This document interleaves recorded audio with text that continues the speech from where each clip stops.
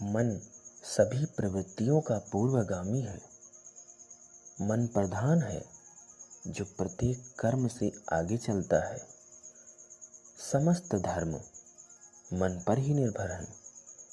कोई व्यक्ति अपने मन को मैला करके कोई वाणी बोलता है अथवा शरीर से कोई कर्म करता है, तब दुख उसके पीछे ऐसे चलने लगता है जैसे बैल के पैर के पीछे गाड़ी के चक्के चलने लगते हैं। और यदि कोई व्यक्ति अपने मन को साफ और शुद्ध रखकर वाणी बोलता है अथवा कोई शरीर से कर्म करता है, तब उसके सुख उसके पीछे ऐसे होते हैं जैसे कभी ना संग छोड़ने वाली छाया साथ साथ चलती है। मुझे किसने कोसा है, किसने मारा है और किसने हराया है, किसने लूटा है। जो भी व्यक्ति अपने मन में ऐसी गांठें बांधे रहता है, उसका वैर कभी शांत नहीं होता। और जो ऐसा नहीं करता, उसका वैर शांत हो जाता है और संपूर्ण जीवन में प्रेम ऐसे घुलने लगता है जैसे पानी में चीनी। यहाँ पर कभी वैर से वैर शांत नहीं होते, बल्कि प्रेम से वैर शांत होते हैं, सद्गुणों से वैर शांत होते हैं। यही सनातन है, यही सनातन धर्म है। अनाड़ी लोग यह नहीं जानते कि हम इस संसार से जाने वाले हैं, परंतु जो इसे जान लेते हैं उनके झगड़े सदैव के लिए शांत हो जाते हैं। अच्छी लगने वाली चीज़ों को अच्छा समझ उनमें लिप्त रहना, इंद्रियों में संयम न रखना, भोजन की मात्रा से अनजान रहना, आलसी और काम ना करने वालों को मार ऐसे सताता है जैसे एक दुर्बल वृक्ष को पवन थपेड़ों से परेशान करती है। जीवन कठिनाइयों से भर देती है।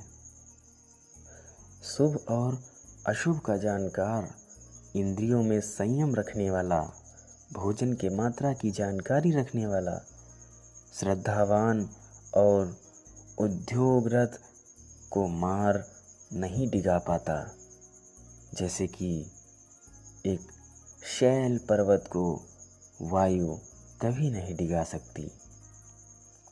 जिसने मन के मैल का परित्याग नहीं किया और उसे धारण किए हुए है, वह संयम और सत्य से बहुत दूर है।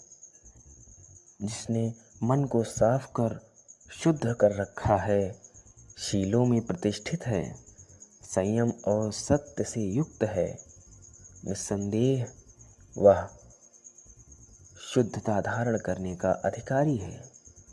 जो संसार को सार और सार को निस्सार समझते हैं, ऐसे गलत चिंतन में लगे हुए व्यक्तियों को सार प्राप्त नहीं होता। सार को सार और निसार को निसार समझना, इसके जानकार शुद्ध चिंतन वाले सार को प्राप्त करते हैं। जैसे बुरी तरह छाए हुए घर यानी कि अव्यवस्थित बंगले पर वर्षा का पानी गिरते ही उसके भीतर घुस जाता है, वैसे ही ना चाहने वाला राग द्वेष चित्त के भीतर प्रवेश कर जाता है। परंतु यदि जिसका बंगला, जिसका घर अच्छी तरह से छाया हुआ है, उसमें वर्षा का पानी नहीं घुस पाता, वैसे ही संयम और योग से उसके चित्त में राग द्वेष नहीं घुसता। यहाँ इस लोक में जो शोक करता है, मरने के बाद परलोक में शोक करता है। पाप करने वाला व्यक्ति दोनों जगह ही शोक करता है। वह अपने कर्मों की मलिनता देखकर शोक से युक्त होता है, संतापित होता रहता है, परंतु जो इस लोक में प्रसन्न है, मरने के बाद परलोक में भी प्रसन्न है और पुण्य करता आया है, वह व्यक्ति दोनों जगह प्रसन्न होता है। अपने कर्मों की शुद्धता, पुण्य कर्मों की संपत्ति देखकर मन ही मन आनंदित होता है, प्रमुदित होता है। इस लोक में जो परेशान रहता है और प्राण छोड़कर परलोक में जाता है, वहाँ भी परेशान होता है। पाप करने वाला दोनों जगह परेशान ही होता है। मैंने पाप किया है, इस चिंतन से परेशान होता है। दुर्गति को प्राप्त होकर और अधिक परेशान होता है। वह हमेशा हमेशा परेशान होता है।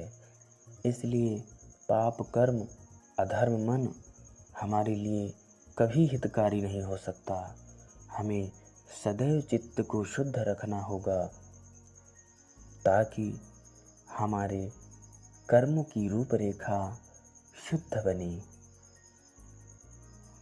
जो इस लोक में आनंदित होता है और परलोक में भी आनंदित होता है, वह पुण्य करने वाला दोनों जगह आनंदित होता है। मैंने पुण्य किया है, इससे आनंदित होता है, यह चिंतन कर स्वयं में खुशी को प्राप्त करता है और अच्छी गति मिलने पर और भी आनंदित होता है। धर्म ग्रंथों का कितना ही पाठ कर लें, लेकिन यदि प्रमाद के कारण मनुष्य उन धर्म ग्रंथों के अनुसार आचरण नहीं करता, तो दूसरों की गौएं गिनने वाले ग्वालों की तरह वह श्रमण तत्व का भागी नहीं होता। धर्म ग्रंथों का भले ही थोड़ा ही पाठ करें, लेकिन यदि वह व्यक्ति धर्म के अनुकूल आचरण करने वाला है, तो राग द्वेष का मोह त्याग कर संज्ञानी बन जाता है। भली प्रकार विमुक्त चित्त वाला होकर इहलोक अथवा परलोक में कुछ भी आसक्ति न करता हुआ श्रमण तत्व का भागी हो जाता है। तुम पूर्ण थे और अपनी अपूर्णता को दूर करके पुनः पूर्ण बनो। तुम बुद्ध बनो। तुम्हारे पास सब कुछ है। अपने दीपक स्वयं बनो।